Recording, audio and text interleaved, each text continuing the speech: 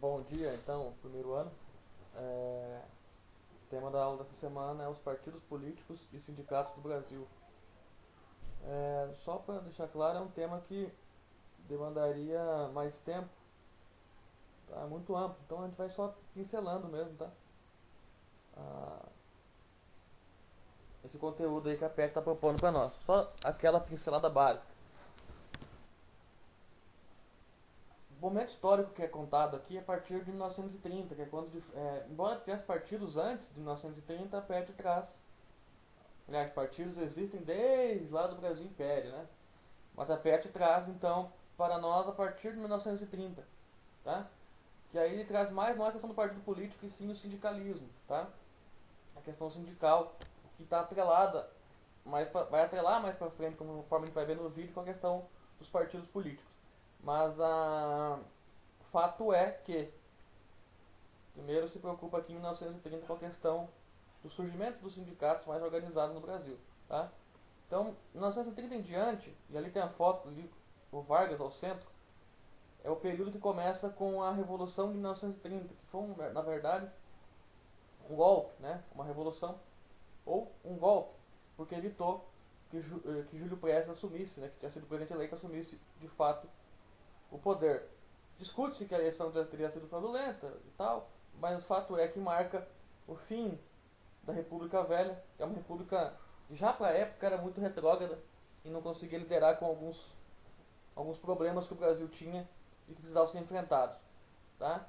Então assim, é um período que vem depois da crise de 29, que é a grande crise do liberalismo com a quebra da Bolsa de Nova York em 1929, e isso vai trazer na, junto com ela, com essa crise, vai trazer como resultado a formação de regimes centralizadores em todo o mundo, tá? Regimes autoritários, seja ele de cunho nazi-fascista, como teve na Europa, o fortalecimento do regime soviético nas mãos do Stalin, né, que seria em tese um regime socialista, e também na América Latina, governos altamente centralizadores, autoritários e nacionalistas, como foi o caso do Getúlio Vargas. Tá? O Getúlio Vargas até durante ele fica nesse primeiro momento de 1930 a 1945 no poder. Em 35, os comunistas liderados pelo Prestes tentam dar um golpe nele que ficou chamado de intentona comunista. Então você vê que ele estava ao centro e tanto a direita quanto a esquerda, né? Tanto o integralismo, a gente está falando de direita e esquerda radical, integralismo radical, de cunho nazifascista tenta dar um golpe nele que é o Putsch integralista, como também a esquerda radical comunista tenta dar um golpe no Vargas em 35, que é a intentona. Lembrando que não é um período democrático. Essa primeira fase do Vargas, de 30 a 45, é um período de ditadura, tá? Porque não havia eleições. Mas o autoritarismo varguista fica muito mais claro a partir de 37 com a fundação do Estado Novo, certo? Eu sei que é muito complexo, muito complicado, teria que ser uma aula muito mais tempo para conseguir explicar esses conceitos, mas é importante. Uma coisa para ler o vídeo, conseguir se encontrando aqui na aula. Realmente é complicado, é muito pouco tempo para conseguir falar de muita coisa. A República Velha que eu citei agora há pouco, né, a velha república, como eu coloquei ali no textinho, ela não conseguiu lidar, além com a da crise econômica, que vai produzir a Revolução de 30 também, vai ter participação na produção da Revolução de 30, não consegue lidar com o movimento operário. Então, o Brasil começou a se industrializar na República Velha, invertendo o capital do café, e trouxe imigrantes de fora que trazem as ideias anarco-sindicalistas, tá? E essas ideias acabam organizando algumas greves que o poder central não consegue lidar. Isso vai também dar combustível para uma insatisfação, inclusive, das elites industriais do Brasil, tá?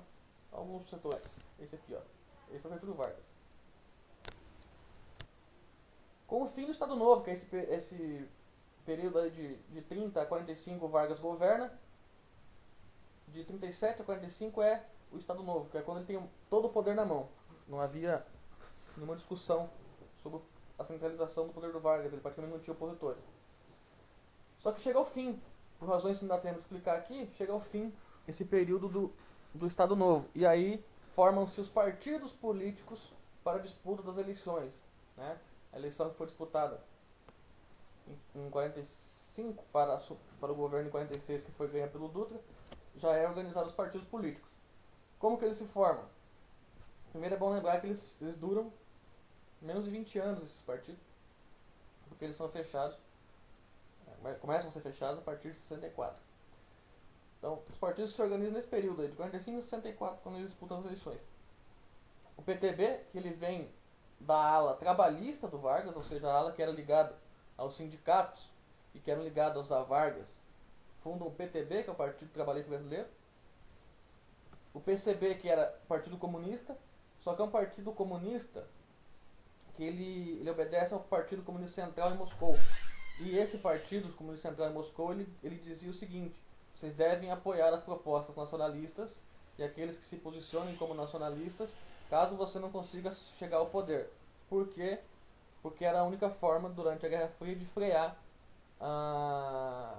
o imperialismo norte-americano, que tentava, principalmente na América Latina, onde não se tinha força para uma revolução por parte dos comunistas. Então eles tentam se organizar no partido e apoiar as causas nacionalistas. Até por isso que o Partido Comunista, que foi perseguido pelo Vargas no Estado Novo, acaba se aproximando dele nesse período aí de democracia, tá? Por vontade de Moscou. O PSD é o Partido Social-Democrático, aliás. Ele também é criado por dissidentes do varguismo, só que aí já são mais as elites, tá? As elites de Vargas, que não são os patrões, digamos assim. O PTB é fundado pelos operários, né? E o PSD pelos patrões. Então, tinha algumas ideias varguistas aí, como, por exemplo, o nacionalismo, mas é mais um partido mais elitizado. E a UDN aí surge com seu líder, o Carlos Lacerda, que é um partido ultraliberal, que os varguistas chamavam de entreguista naquela época, né?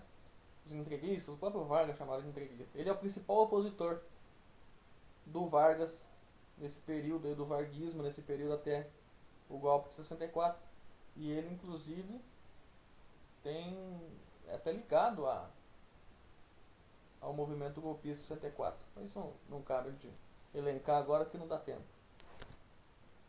Durante o regime militar, então, a partir de 64, já vai no regime militar, dura de 64 a 85.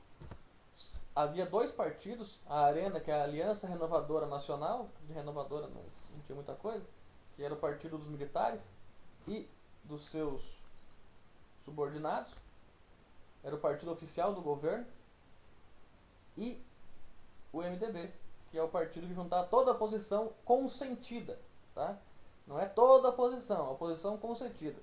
Aqueles que não haviam perdido os direitos políticos, não haviam sido caçados, exilados, faziam oposição no MDB, certo?